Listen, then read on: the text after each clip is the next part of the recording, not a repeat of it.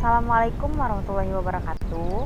Perkenalkan, saya Silvanisa Putri selaku pemateri pertama dari kelompok 4, yaitu yang membahas peranan pemasaran dan ruang lingkup informasi manajemen pemasaran. Pemateri kedua ada Rohayati dan pemateri ketiga ada Sabta Arif. Pemateri pertama yang akan disampaikan oleh saya yaitu peranan pemasaran dan ruang lingkup informasi manajemen tentang pemasaran. Peranan pemasaran saat ini tidak hanya menyampaikan produk atau jasa hingga tangan konsumen saja, tetapi juga bagaimana produk atau jasa tersebut dapat memberikan kepuasan kepada pelanggan dengan menghasilkan laba. Sasaran dari pemasaran ini ialah menarik pelanggan dengan menjanjikan nilai superior, menetapkan harga menarik, mendistribusikan produk dengan mudah, mempromosikan secara efektif, serta mempertahankan pelanggan yang sudah ada dengan tetap memegang prinsip kepuasan pelanggan. Dalam pemasaran ini terdapat 6 konsep yang merupakan dasar pelaksanaan kegiatan pemasaran suatu organisasi, yaitu konsep produksi, yang kedua konsep produk, yang ketiga konsep penjualan, yang keempat konsep pemasaran, yang kelima konsep pemasaran sosial, dan yang terakhir konsep pemasaran global. Yang ketiga ada ruang lingkup informasi pemasaran.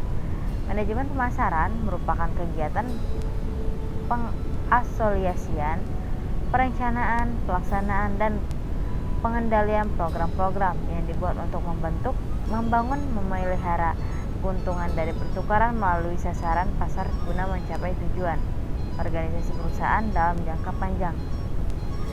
Dengan batasan ini, pengertian mengenai manajemen pemasaran seperti di atas, maka akan tercakup ruang lingkup yang sangat luas. Secara singkat dapat dinyatakan bahwa manajemen pemasaran mencakup seluruh filsafat, konsep, tugas, dan proses manajemen pemasaran. Pada umumnya, ruang lingkup manajemen pemasaran meliputi yaitu 1. Pemilihan sasaran atau target. Pasar yang mencakup dimensi pasar, konsumen, perilaku konsumen, segmentasi pasar, dan kriteria yang digunakan peramal potensi sasaran pasar dan penentuan wilayah pasar atau penjualan. Yang kedua ada kebijakan dan strategi produk yang mencakup strategi mengembangkan produk, strategi produk baru, strategi ini produk, dan strategi acuan produk atau produk mix. Yang keempat ada kebijakan dan strategi penyaluran yang mencakup strategi penyaluran di distribusi ini ialah dan strategi distribusi fisik.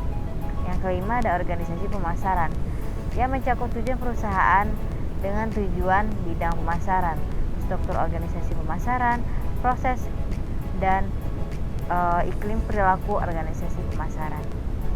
Baiklah, itu saja yang bisa saya sampaikan. Selanjutnya akan dilanjutkan oleh pemateri kedua. Terima kasih. Assalamualaikum warahmatullahi wabarakatuh. Nama saya Rohayati, NPM 19510104883. Saya di sini akan melanjutkan materi dari Silvanisa Putri, yaitu tentang pengertian dan konsep sistem informasi pemasaran. Sistem informasi pemasaran adalah kegiatan perseorangan dan organisasi yang memudahkan dan mempercepat hubungan pertukaran yang memuaskan dalam lingkungan yang dinamis, melalui penciptaan, pendistribusian, promosi, dan penentuan harga barang, jasa, dan gagasan. Sistem informasi pemasaran selalu digunakan oleh bagian pemasaran dalam sebuah perusahaan untuk memasarkan produk-produk perusahaan tersebut. Suatu sistem informasi pemasaran atau SIP terdiri dari orang-orang, peralatan, dan prosedur-prosedur untuk mengumpulkan, menyortir, menganalisis, mengevaluasi, mendistribusikan informasi yang tepat waktu, akurat, dan dibutuhkan kepada pembuat keputusan pemasaran. Konsep sistem informasi pemasaran, istilah pusat saraf pemasaran atau marketing nerve center, digunakan untuk menggambarkan suatu unit baru di dalam pemasaran yang mengumpulkan dan mengelola informasi pemasaran. Terdapat 3 jenis informasi pemasaran yang digambarkan, yaitu intelijen pemasaran atau marketing intelijensi, yaitu informasi yang diperoleh oleh perusahaan dari lingkungan. Informasi pemasaran intern atau internal marketing information, yaitu informasi yang dikumpulkan dari dalam perusahaan. Komunikasi pemasaran atau marketing communication, yaitu informasi yang mengalir keluar dari perusahaan ke lingkungan. Konsep sistem informasi pemasaran digambarkan dalam gambar di samping. Manajer perusahaan dalam rangka menjalankan tanggung jawab analisis, perencanaan, implementasi, dan pengendaliannya yang terdapat di bagian kiri, memerlukan informasi mengenai perkembangan dalam lingkungan pemasaran yang terdapat di bagian paling kanan. Peranan SIP adalah untuk memperkirakan kebutuhan informasi manajer, menghasilkan informasi yang dibutuhkan, dan mendistribusikan informasi tersebut dengan cara yang tepat kepada para manajer pemasaran. Informasi yang dibutuhkan dihasilkan melalui catatan internal perusahaan, kegiatan intelijen perusahaan, riset pemasaran, dan analisis pendukung keputusan pemasaran. Kotler mengatakan bahwa tujuan pusat saraf itu adalah di mana keputusan dapat direalisasikan pada pemasaran yang rumit. Seperti keputusan menurunkan harga, kita dapat mendefinisikan sistem informasi pemasaran atau MKIS sebagai suatu sistem berbasis komputer yang bekerja sama dengan sistem informasi fungsional lain untuk mendukung manajemen perusahaan dalam menyelesaikan masalah yang berhubungan dengan pemasaran produk perusahaan. Sekian penjelasan materi dari saya akhiri. Wassalamualaikum warahmatullahi wabarakatuh. Assalamualaikum warahmatullahi wabarakatuh. Nama saya Saftarif Donat Manji. Di sini saya sebagai pemateri ketiga akan menjelaskan tentang komponen sistem informasi pemasaran. Yang pertama ada komponen input pemasaran. Nah, ini dibagi menjadi tiga. Yang pertama ada suatu sistem informasi akuntansi, yaitu menyediakan catatan penjualan yang terperinci yang dapat dibuat menjadi dasar untuk pembuatan laporan. Yang kedua ada subsistem penelitian perencanaan, yaitu mengumpulkan data mengenai segala aspek operasi pemasaran tersebut.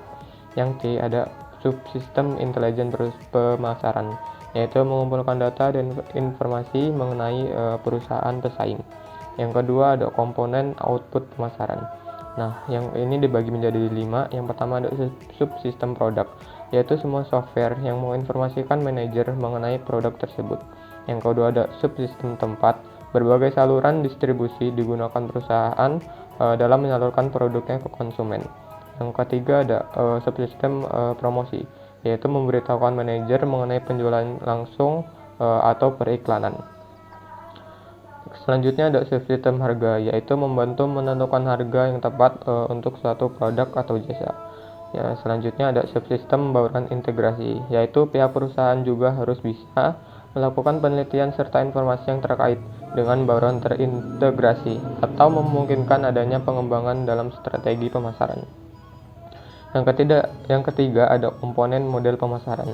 Ini dibagi menjadi 5. Yang pertama ada subsistem input pemasaran, yang kedua ada subsistem output pemasaran, yang ketiga ada subsistem tempat, yang keempat ada subsistem promosi, yang kelima ada subsistem harga. Kesimpulan dari materi keempat ini adalah peranan pemasaran saat ini tidak hanya menyampaikan produk atau jasa hingga ke tangan konsumen, tetapi juga bagaimana produk atau jasa tersebut dapat memberikan kepuasan pelanggan dengan menghasilkan laba. Sistem informasi pemasaran adalah kegiatan perseorangan atau organisasi yang memudahkan dan mempercepat hubungan pertukaran yang memuaskan dalam lingkungan yang dinamis melalui penciptaan pendistribusian promosi dan penentuan harga barang dan gagasan. Sistem informasi pemasaran selalu digunakan oleh bagian pemasaran dalam sebuah perusahaan untuk memasarkan produk-produk perusahaan tersebut. Sekian presentasi dari kelompok 3. Apabila ada kesalahan, kami mohon maaf. Saya akhiri. Wassalamualaikum warahmatullahi wabarakatuh.